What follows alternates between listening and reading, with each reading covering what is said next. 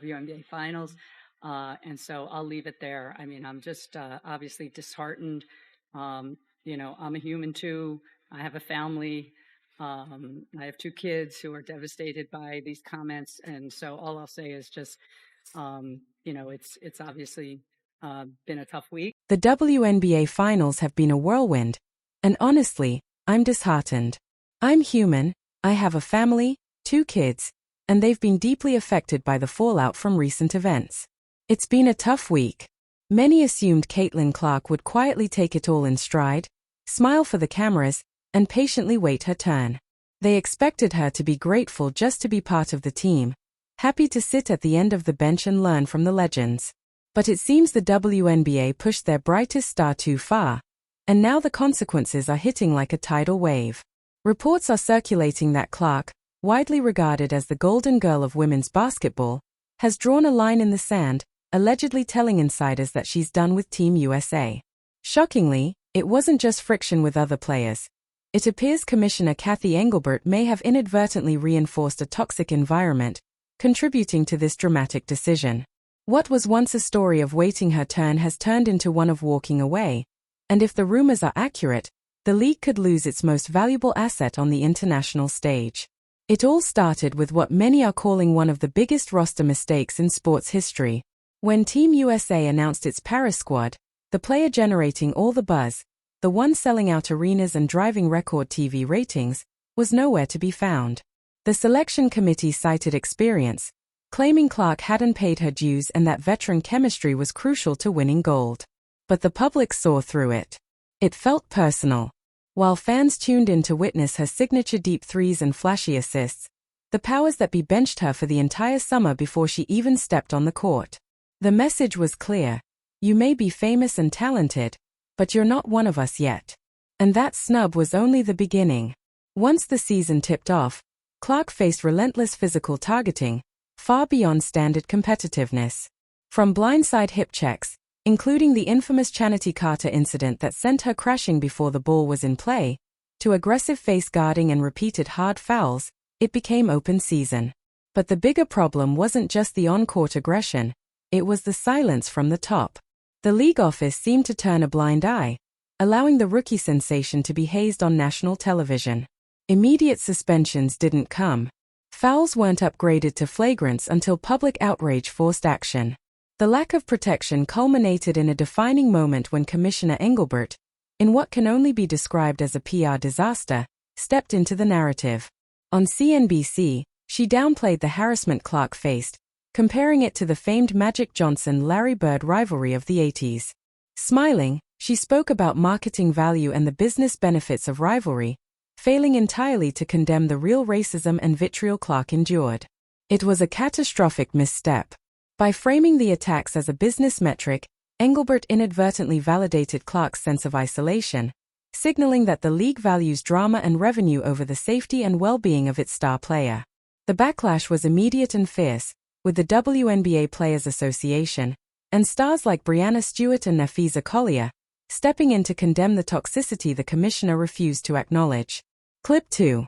The WNBA Players Association, normally a strong advocate for the league's growth, felt compelled to distance itself from Engelbert's comments. Stars like Breanna Stewart and Nafisa Collier had to step in where the commissioner wouldn't, making it clear, there is no place for hate in the sport.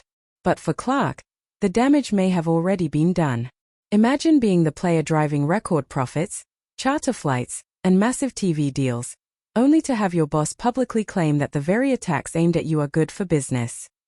That's the kind of betrayal that makes anyone question their loyalty, and it's where the quit rumors begin. And then there's the elephant in the room, the resentment from the old guard. Team USA has long been a closed club, dominated by the same legends and familiar faces for over a decade.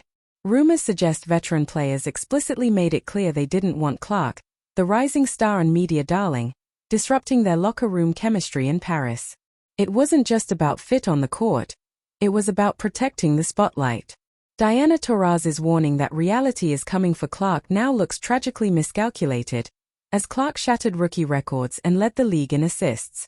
By freezing her out of the Olympics, the veterans may have thought they were safeguarding their legacy and locker room culture. Instead, they may have burned a bridge to the next generation. Yes, Team USA won the gold, but they lost the PR war and alienated millions of new fans who tuned in just to see number 22. The story takes a sharp turn from there. Sources suggest Clark isn't sitting quietly at home lamenting her snub. Instead, she's reportedly taking steps to protect her own brand. After being benched by the Olympic Committee, physically targeted by peers, and left unshielded by the commissioner, Clark appears to be redirecting her energy away from the national program. It's a strategic power move. She knows she drives ratings, jersey sales, and ticket revenue. If Team USA doesn't want her, she doesn't need them. Right now, she's bigger than the badge. Insiders claim she's signaled no interest in future invitationals if the current culture remains unchanged. If that walkout happens, the consequences will be enormous. The sports face could refuse to represent the country because of politics and a lack of support. Suddenly, the traditional system is flipped. The WNBA and Team USA counted on the notion that players need the system to survive, that Olympic glory is the ultimate carrot. Clark has proven she is the system. By potentially stepping away from Team USA, she would deprive them of their most valuable marketing asset in the 4 years leading up to the Los Angeles Olympics, a financial nightmare waiting to unfold. The commissioner is left holding the bag. The league needed her on billboards for LA 2028. Without her, they're trying to sell a product that the growing audience simply won't buy. The numbers make the stakes crystal clear. Before Clark arrived, the WNBA struggled to turn a profit, playing in half-empty arenas and flying commercial. Since her draft, league attendance is up over 40%, TV ratings have tripled, and a historic $2 billion media rights deal was signed.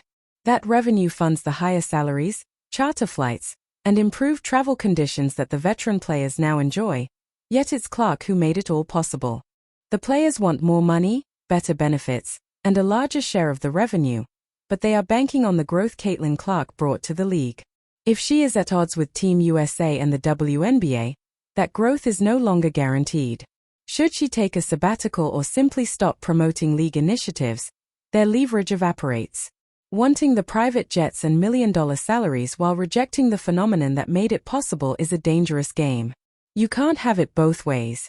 There's a tragic dimension to all of this. Clark grew up dreaming of playing for Team USA. In old interviews, she spoke about wanting to be the next Sue Bird, the next Diana Taurasi. To have those very idols turn their backs on her, and for the system itself to reject her, must be heartbreaking. It's a loss of innocence, revealing the ugly side of professional sports: jealousy, politics, gatekeeping.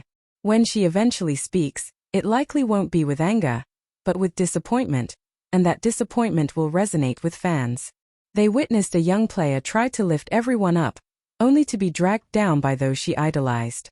The benching wasn't just about playing time, it was a benching of her influence. The selection committee wanted to prove the system was bigger than any individual, to show they could win without Clark. Technically, they succeeded. Team USA won gold. But the margin of victory was smaller than expected, the excitement muted. They won the battle, but they lost the war. In today's era of viral moments and global branding, capturing the moment is everything. Clark represents the future. The committee chose the past. Now the ball is in the commissioner's court. She must repair this relationship quickly.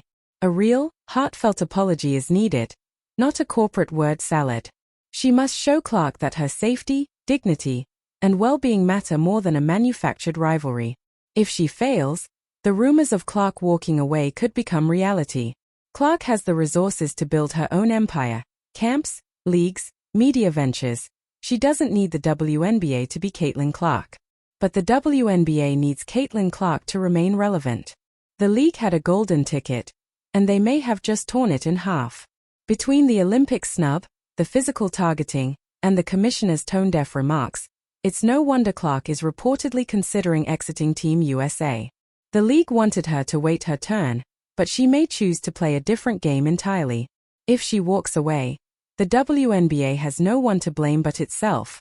They prioritize the comfort of veterans over the potential of a rising superstar, the status quo over the revolution. Now, they may be forced to watch that revolution happen without them. The next few months are critical.